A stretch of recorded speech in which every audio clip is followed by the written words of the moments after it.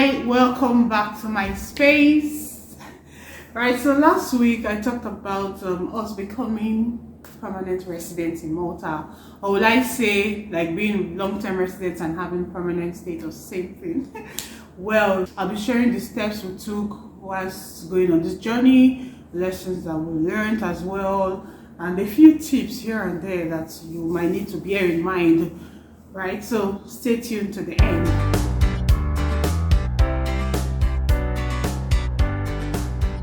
The most important factor here is that you need to have lived in Malta for 5 years before you can proceed in applying for this long-term residency, right? And like it says here that it has to be like you cannot be absent for a long period of time. So for example, yes, you can travel anywhere within the Schengen area, outside the Schengen area, but cannot exceed 6 months in a particular year. Basically, you have to have lived in Malta continuously for 5 years for you to be eligible to apply for this long-term residence. So number one requirement, I'll just be going through the checklist, not in any particular order, but number one requirement here is a cover letter. You need a cover letter that would explain, I mean, to be honest, this cover letter is not a big deal at all. It's something you can write yourself. I've seen a couple of people actually involve a lawyer or something, but you don't need it at all. I mean, we didn't use it anyway, so just write a letter yourself. If you need any guide, don't worry, I can be of help. But basically, you need a cover letter explaining your intentions. Like what you just stated here, explaining your intentions. I don't think we explained any intention.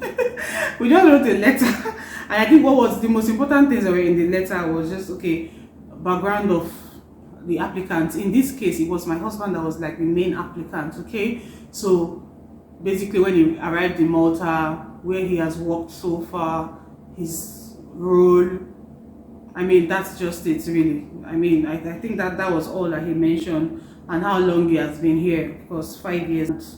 Yes, he also mentioned that he had family members. He also mentioned when we joined him, right? So okay, for example, I would like to apply for long-term residency. I've been living in Malta for 5 years.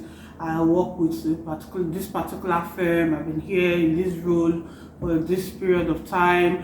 I live here with my family members. This, and this. Here are the ID cards. I mean, just something like that. You know, that was really, there was no big deal at all about the cover letter. So the second one is chronological.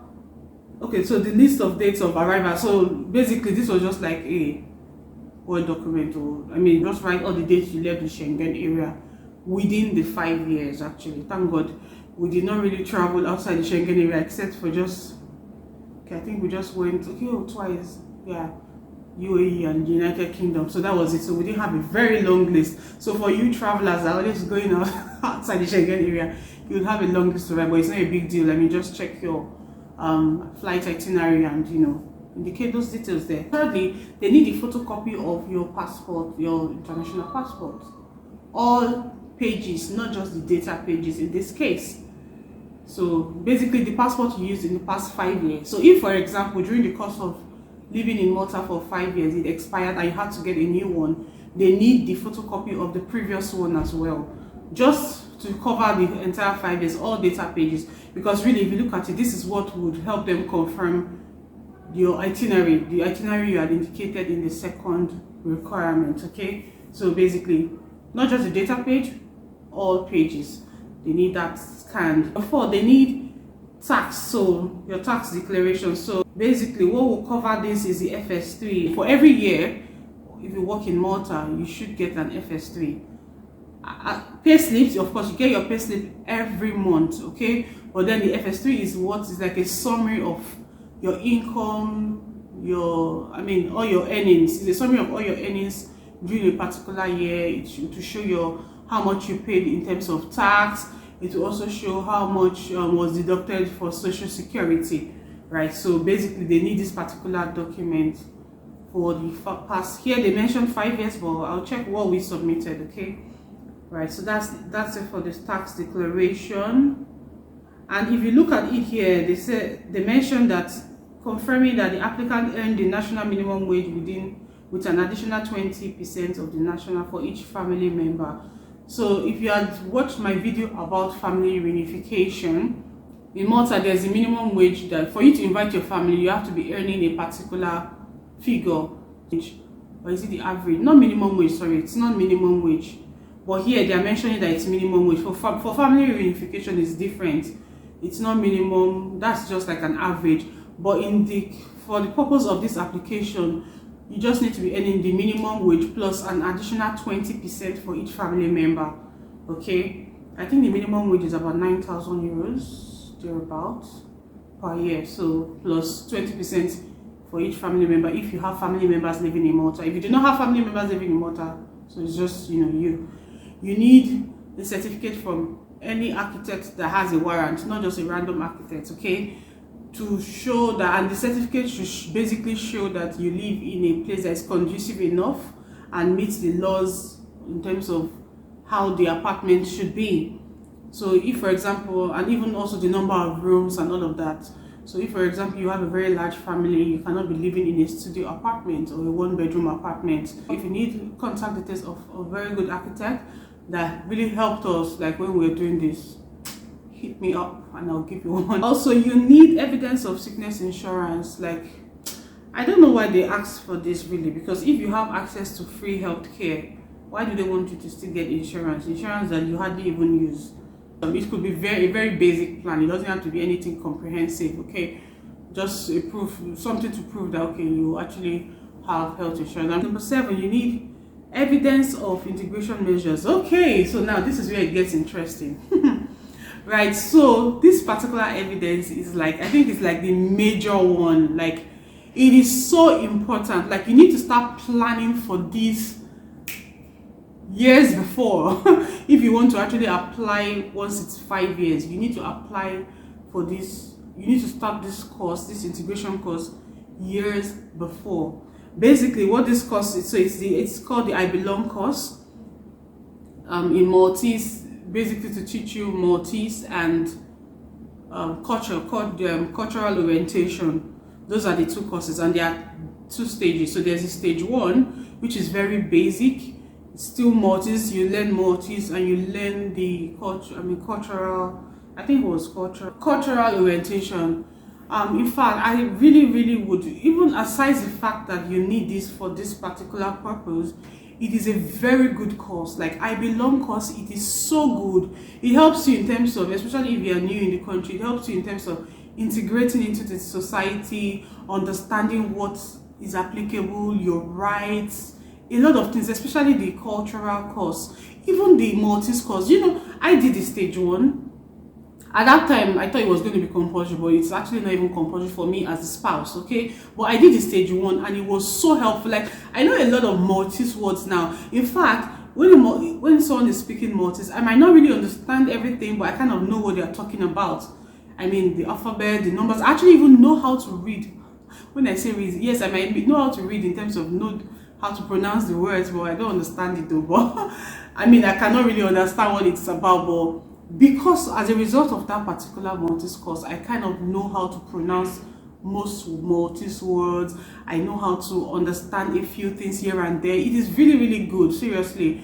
And then for the cultural course, oh my god, the cultural course is so good. I did stage 1 alone, and I gained a lot from stage 1. Like, oh my gosh, it was so good. Like, a lot of things that you will now get to understand that, wow, so we actually have this in Malta. Oh, so I can actually benefit from this in Malta. It is really good, trust me. And the teachers are awesome. Like, oh gosh, they are really good, So basically, for stage 1, you do not have to, for you to apply for this particular long-term residency, you need to also do the stage 2 course.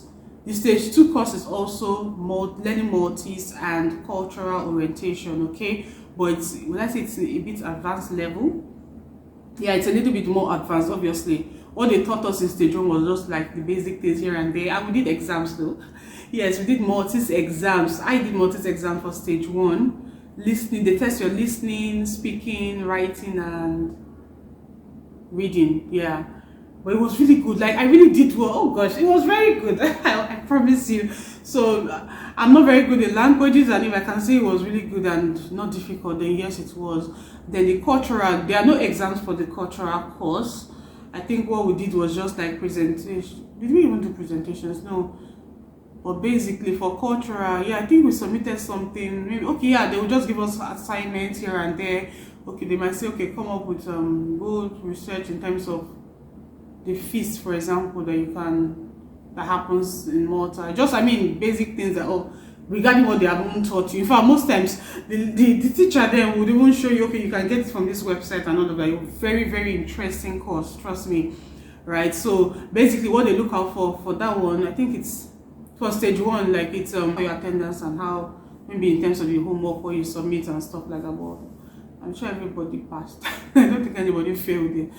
I mean the Maltese and cultural for stage 1. Then stage 2, so immediately after stage 1, once you're done with your exams, apply immediately, especially if you need to apply for what's it called, long-term residency. Apply for stage 2 immediately, because usually there's a waiting list, and of course they have a lot of people, so they will have to, you know, enroll you once there are available spaces. So apply immediately for stage 2 once you have gotten your results. They will actually send you an e-certificate, and you also have the physical certificate. So just apply so that you'll be shortlisted immediately there's an opening. But usually there are always a lot of batches going on at the same time. We didn't have to wait for so long before we started the stage 2 course. So that's the thing. Because he is the main sponsor, I didn't have to do stage 2 exam and stage 2 at all. I would have loved to take it just because of myself, because I want to learn the language a little more and be involved in the cultural orientation class, but it wasn't really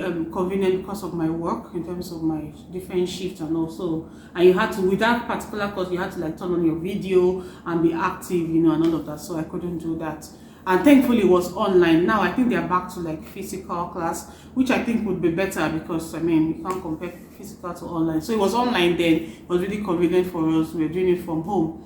Okay, so for stage 2 you need to achieve 100 hours attendance. I don't know how, because this particular cultural course is for 9 months. Yes, my husband did his for 9 months. And it was it twice a week or once a week? The cultural class was twice a week. If I am, oh gosh, it looks like a very long time. I think it was twice a week, 1 hour, or was it 1.5 hours? 1.5 hours for each class. So basically, if you calculate it, it has to be 100 hours minimum in terms of attendance, so you cannot miss so many classes. We went for excursions, we went to see a lot of things. Like, I really envied him then, because I wish I was enrolled for the course. So I mean, he went to a lot of places, he learned a lot about so many things that you might not really know if you do not attend the class. So just attend the class. Okay, and then the Maltese class, basically you need to achieve a pass mark of 65%. I remember he mentioned that a couple of people failed this particular course, so you need to be, but I don't think it was hard, because trust me, for my husband to pass, I think he even got like 80% or so. For my husband to pass, oh my god, that means anybody should be able to pass, because he's not very good with languages, and he did so well. I mean, and I can't remember him really studying hard, Does he know how to speak Maltese now? I don't think so. But it really helped him a lot, and he passed. Number 3, documentation showing that the relevant course fees has been paid. You can ignore that. Nothing was paid at all. No course fees was paid. Basically, you just need the certificate. So at the end of both courses, you get your certificate, and that is what you would use in applying for your long-term residency.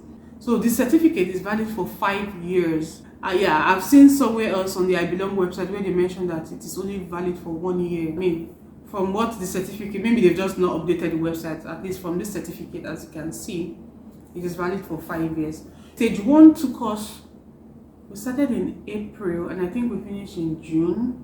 Stage 1 took around 3 months to complete it, and after 3 months, he waited till, I think he started the main course in November or October of that same year.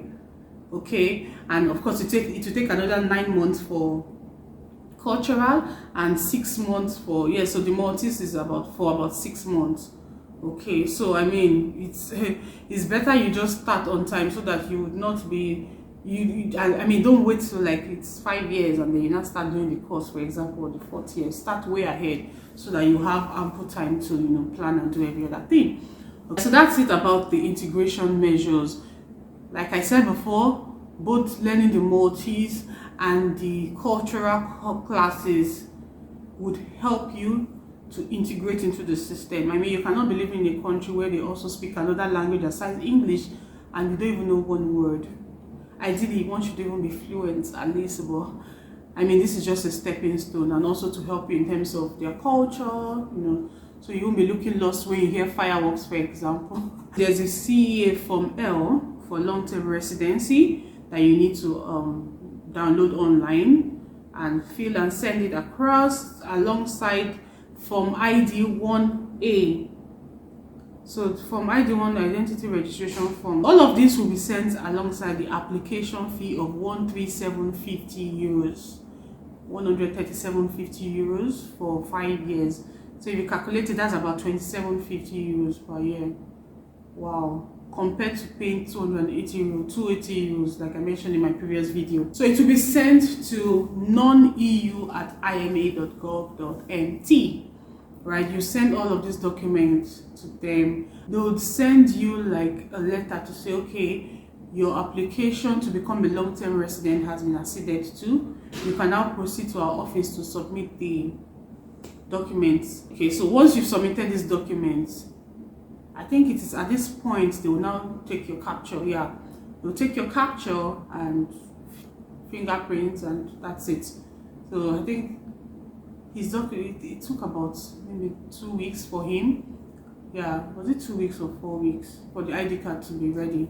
Okay, so one thing I would also like to say is that because we are a family, because that was one I got confused at some point, because I wasn't sure if his long-term resident permit would also apply to me and also enable me work, because like I said before, for you to work in Malta, you need to get the work permit, like you need to be tied to a particular sponsor.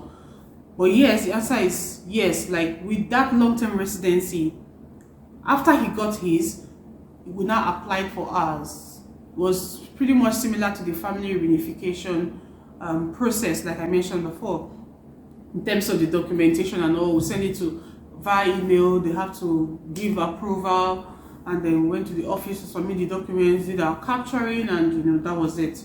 So basically, ours is also valid for 5 years.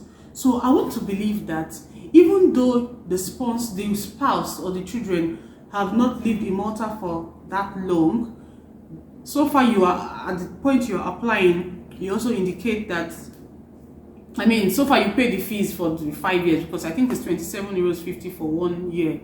So far you pay the fees for 5 years, you would get the 5 years permit. So basically, I don't know if that makes sense. I don't think you have to have lived here yourself for 5 years before, because we were not 5 years at the time we applied. Yeah, we're not 5 years, although it was just a few months before we were going to be 5 years. But we're not 5 years, and it was approved. Okay. And also another thing is that your spouse doesn't have to do the I belong course if they don't want to. Of course, like I said, it would help, but it's not a requirement for them. So pretty much the sponsor has covered everyone. Okay, so you just apply for your children and your spouse, and everyone has the same status as you do, right? Because even anyway, before this particular application, your children, your dependents, and your spouse's ID card is kind of tied to yours. So when yours expires, that's when theirs also expires. So basically, that is how it works in Malta in terms of getting the long-term residency. Again, apply for the I belong course really early. Your spouse doesn't have to go through the course as well. Do you know there was something that happened when I was going to apply for the long-term residency?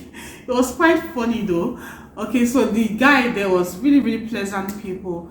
He was trying to advise that the status, if that I can have my husband's status, not necessarily being, because on the ID card it states there that it is family reunification, something like that.